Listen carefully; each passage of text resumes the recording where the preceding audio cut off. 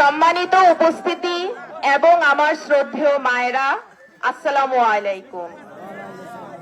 আপনারা সবাই ভালো আছেন? আপনারা আপনাদের জীবনের মূল্যবান সময় থেকে একটু সময় বের করে আমার মতো নগণ্য একটি মানুষের দুটি কথা শোনার জন্য এসেছেন। আমি আপনাদেরকে মন থেকে কৃতজ্ঞতা জানাই।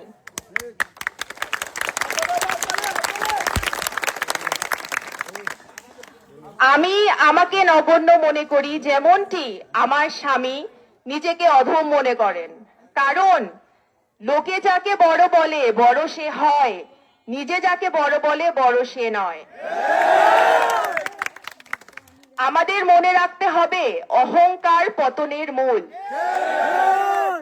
আমরা অহংকার করি না, আমরা মনে দাম্ভিকতা রাখি না। আমরা মাটির মানুষ, এসেছি মাটি থেকে, মাটিতে মিলিয়ে যাব।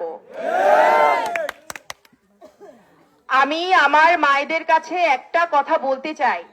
মায়েরা, আমরা কিন্তু দেশের উন্নয়নে সরাসরি অংশগ্রহণ করতে পারি না অনেকেই, কিন্তু আমাদের উপর একটা গুরু দায়িত্ব আছে। নাগরিক হিসেবে আমাদের সেই গুরু দায়িত্ব হচ্ছে আমাদের ভোটাধিকার। আমরা আমাদের ভোট যদি দায়িত্বশীলতার পরিচয় দিয়ে একজন যোগ্য মানুষকে নির্বাচিত করি, তাহলে শুধু মানুষটি নির্বাচিত হবে না, নির্বাচিত হয়ে যাবেন আপনারা সকলে। আমি আশা রাখছি আপনারা 12 তারিখ সকাল সকাল যে কলস মার্কায় আপনাদের যোগ্য প্রার্থীকে ভোট দিয়ে নির্বাচিত করবেন ইনশাআল্লাহ। আমার মায়েরা, আপনাদের কাছে একটা কথা বলতে চাই যে আমি এখানে নেমেছি আমার মায়েদের ক্ষমতায়নের জন্য।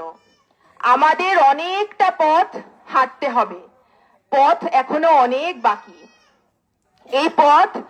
এই পথে আমার সাথে হাঁটতে, আমার সাথে কাঁধে কাঁধ মিলিয়ে হাঁটতে কি আপনারা রাজি আছেন?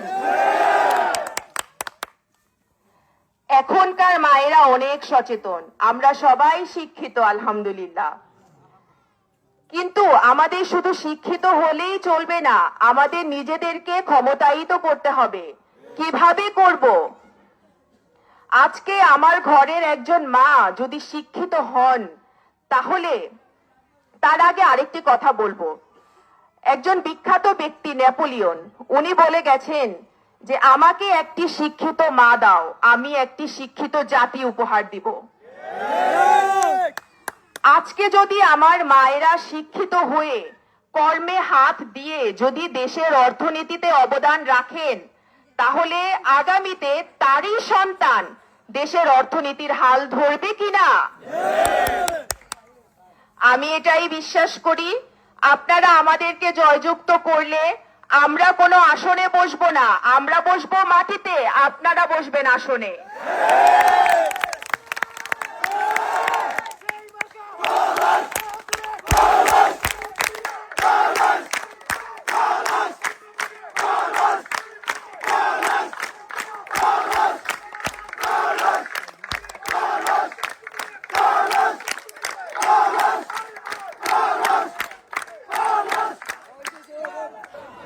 আমার সম্মানিত উপস্থিতি এবং আমার মায়েরা, আপনাদের কাছে একটা আবদার নিয়ে এসেছি।